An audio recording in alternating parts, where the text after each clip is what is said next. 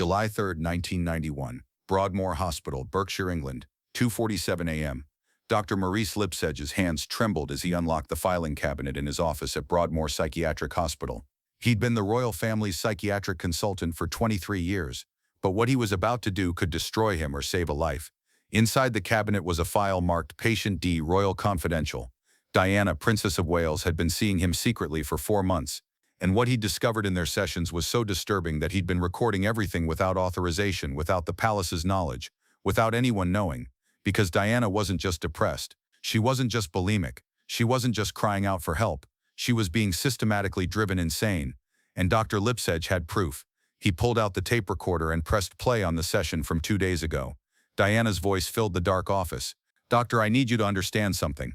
I'm not crazy.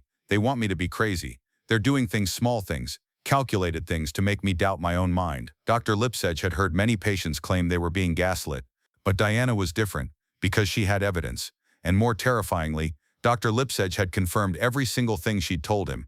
What he discovered that night would expose a psychiatric manipulation operation orchestrated by the royal family, an operation designed to either institutionalize Diana permanently or drive her to suicide. But the most shocking part, this wasn't the first time they'd done it. March 15, 1991, 4 months earlier, Diana had arrived at Dr. Lipsedge's private consulting room in London at 11 p.m., wearing a wig and sunglasses, using a back entrance.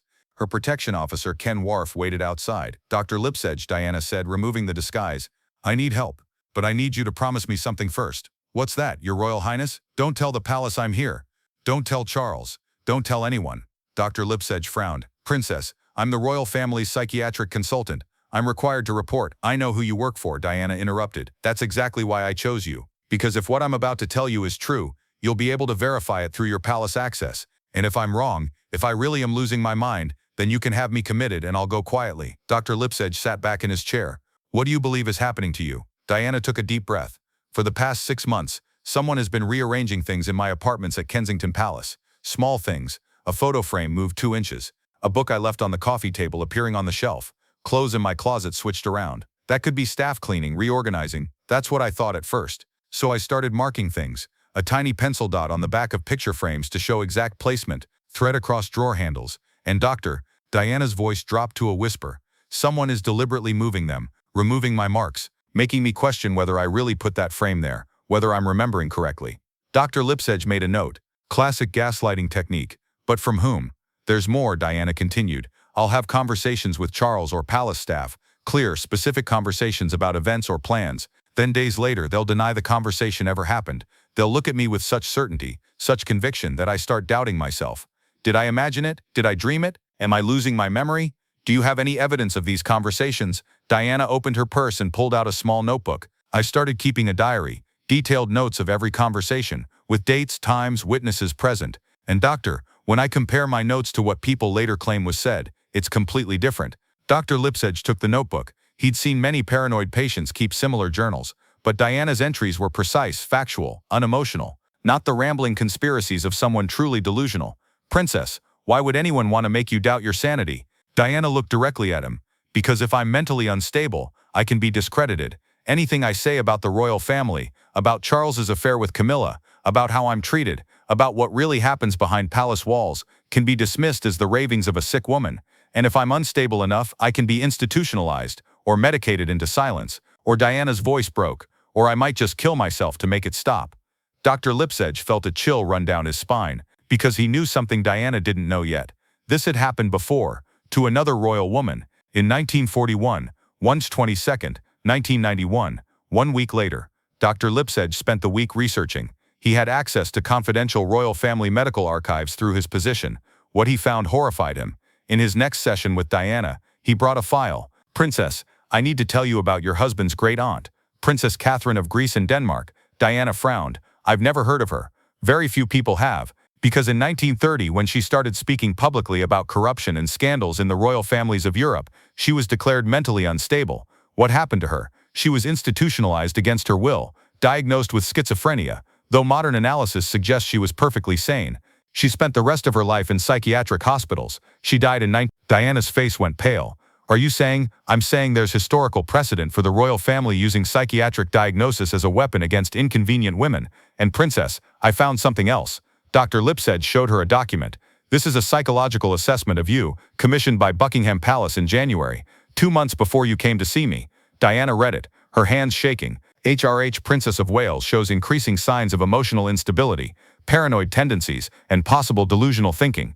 Recommend psychiatric evaluation and potential intervention if symptoms worsen. Subject's claims of marital problems and alleged affair by Prince Charles appear to be manifestations of paranoid jealousy rather than reality-based concerns. This is dated January 14th, Diana whispered. I hadn't told anyone about Charles and Camilla yet. This was written before I started talking about it publicly. Exactly, Dr. Lipsedge said. They were building a narrative about your mental state before you even came forward. They were preparing to discredit you. Who authorized this assessment? Dr. Lipsedge hesitated. It was commissioned by Prince Charles and signed off by Queen Elizabeth and Prince Philip. Diana stood up, pacing. So they're planning to have me committed, to silence me. I don't know their full plan, but Princess, I need to ask you something. Have you noticed anything else? Physical symptoms? Unexplained fatigue? Mood swings that seem disconnected from actual events? Diana stopped pacing. Yes, for the past 3 months I've had terrible insomnia, anxiety that comes out of nowhere, and she hesitated. Sometimes I feel dizzy, disoriented, like I'm drugged even though I haven't taken anything. Dr. Lipsedge's worst fear was confirmed. On April 10, 1990, Lipsedge arranged for Diana to have comprehensive blood work done at a private clinic under a false name. The results came back on April 10th. He called Diana immediately. Princess, you need to come to my office. Tonight. When Diana arrived, she could tell from his face that something was terribly wrong. Diana, your blood work shows traces of benzodiazepines, specifically lorazepam. It's an anti-anxiety medication that can cause confusion, memory problems, and disorientation. But I'm not taking any medication. I know. That's the problem. Someone is giving it to you without your knowledge. Diana felt the room spin. How? How is that possible? Have you been eating or drinking anything prepared specifically for you? Anything that only you consume? Diana thought back. My morning tea. The staff brings it to my room every morning. Charles doesn't drink tea, only coffee, so they make it just for me. Dr. Lipsedge pulled out a small container. I need you to bring me a sample of that tea. Don't drink it. Just bring it to me. You think they're drugging my tea. I think someone wants you confused, forgetful, and emotionally unstable. Benzodiazepines in small regular doses would do exactly that, and the symptoms would be attributed to your mental illness rather than external causes. Diana felt tears streaming down her face. I'm not crazy. No, Diana, you're not. You're being made to appear crazy. And we're going to prove it. But what Dr. Lipsedge didn't know yet was that the medication was just the beginning. The real operation was far more sophisticated. April 25th, 19. The tea sample. Diana brought Dr. Lipsedge her morning tea in a sealed thermos. She'd told the staff she was taking it with her for the car ride, something she'd never done before. The laboratory analysis came back 3 days later. The tea contained lorazepam, as suspected, but it also contained something else. Scopolamine. Dr. Lipsedge told Diana. It's sometimes called devil's breath. In small doses it causes suggestibility and memory impairment. People under its influence can be manipulated into believing false memories or doubting real ones. Diana felt sick. How long have they been doing this? Based on your blood work, at least 3 months. Possibly longer. Who knows about this? That's what we need to figure out. Someone in your household staff is preparing that tea, but they're taking orders from someone higher up. Diana stood up. I want to find out who. I want to catch them. Diana, that could be dangerous. If they realize you know. I don't care. I'm tired of being their victim. I'm going to fight back. What Diana didn't know was that her psychiatrist's office was bugged, and by fighting back she'd just triggered the next phase of the operation. Ronavergins forsvas tankelsinch tapolostos. Tapis notleplist. Porch the rawasan stidi into kol sump the kol please the go. After Diana discovered the drug tea, things got worse. Much worse. She stopped drinking the morning tea, claiming she'd switched to coffee. The staff seemed nervous but said nothing. Then new symptoms appeared. Diana started finding disturbing items in her private rooms. A dead bird on her pillow. A photograph of herself with the eyes scratched out. A note that said crazy people belong in hospitals. She showed these items to Dr. Lipsedge during their sessions. This is psychological terrorism, he said. They're trying to break you, make you doubt reality so severely that you have a breakdown. Who is they, doctor? Who's doing this? Dr. Lipsedge had been investigating. He'd used his palace access to review staff schedules, security logs, and personnel files. Your personal butler, Harold Browning, has been receiving payments from an offshore account, £5,000 per month for the past 6 months.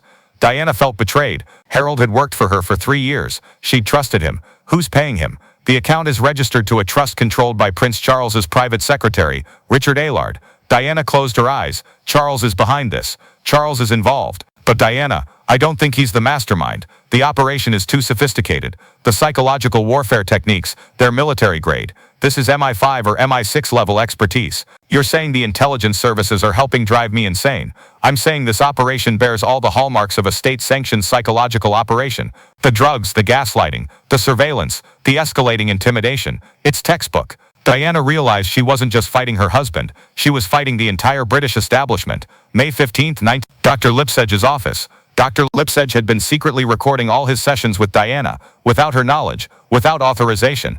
It was illegal and unethical, but he knew that without evidence, Diana's claims would be dismissed. On May 15th, he told her what he'd been doing. Diana, I need to confess something. I've been recording our sessions. Diana looked shocked, then angry. You've been recording me, without my permission. Yes, and I'm prepared to lose my medical license for it. Because Diana, these recordings are proof that you're being systematically gaslit, proof that you've been drugged, proof that you're the victim of a coordinated campaign to discredit you.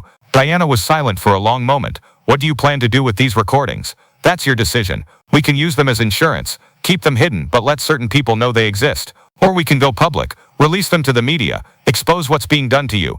If we go public, they'll destroy you too. They'll say you're the unstable one, that you've become obsessed with me. They'll take your license, ruin your reputation. I know. But Diana, I took an oath. First, do no harm. Right now, by staying silent, I'm allowing harm to continue. Diana thought about her options. Going public meant risking everything, but staying silent meant letting them win. I want to hear the recordings, she said finally. All of them. What Diana heard on those tapes would give her the evidence she needed, but it would also reveal something she'd been too frightened to admit, even to herself. May 23, 1991, Kensington Palace. After listening to the recordings, Diana understood the full scope of what was happening to her, but understanding didn't make it easier to endure. The psychological pressure was crushing. Every day brought new gaslighting attempts, staff members denying conversations, items moved and rearranged, weird phone calls in the middle of the night, breathing then silence.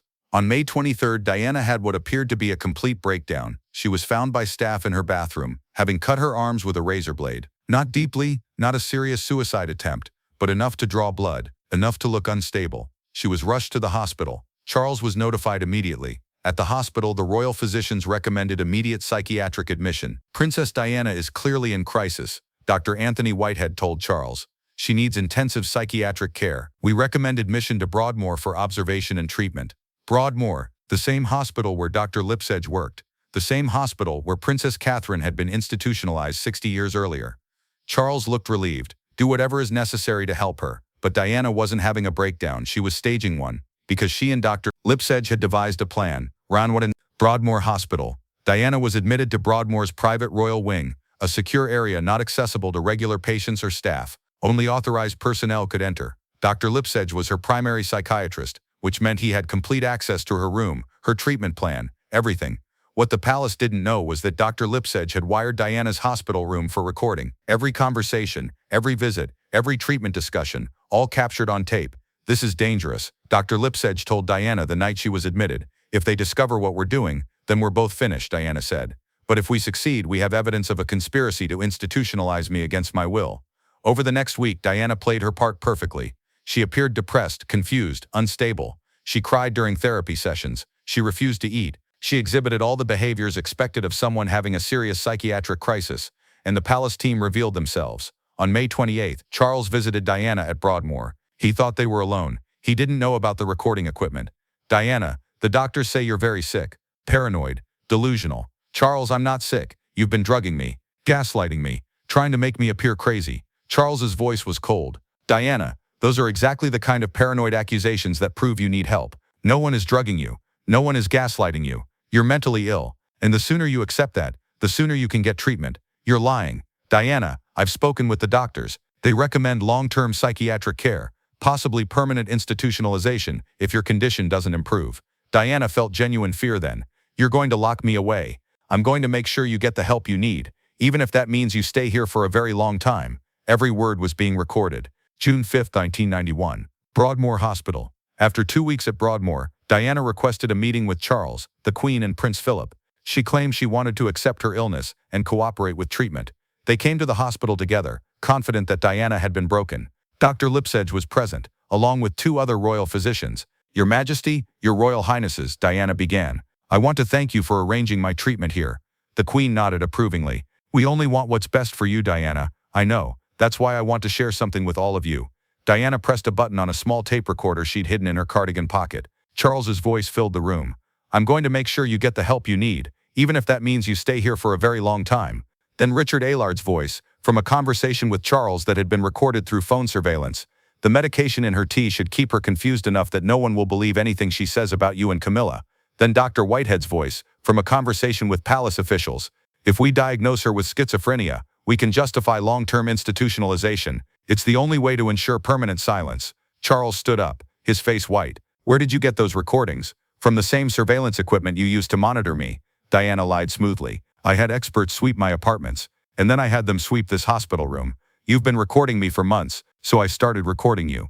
Prince Philip's voice was dangerous. "Those recordings are inadmissible, illegally obtained." "Perhaps," Diana said, "but they're very compelling to journalists. If anything happens to me, if I mysteriously die, if I have an accident, if I'm institutionalized long-term, those recordings go public." The Queen's composure cracked.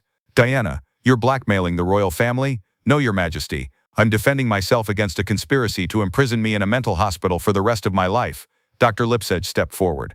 "Your Majesty, I have additional evidence. Medical records showing systematic drugging, psychiatric assessments that were written before Princess Diana exhibited any symptoms, financial records showing payments to household staff for participating in gaslighting operations." Charles turned on him. "You've been helping her. I've been doing my job, protecting my patient from abuse." The Queen stood.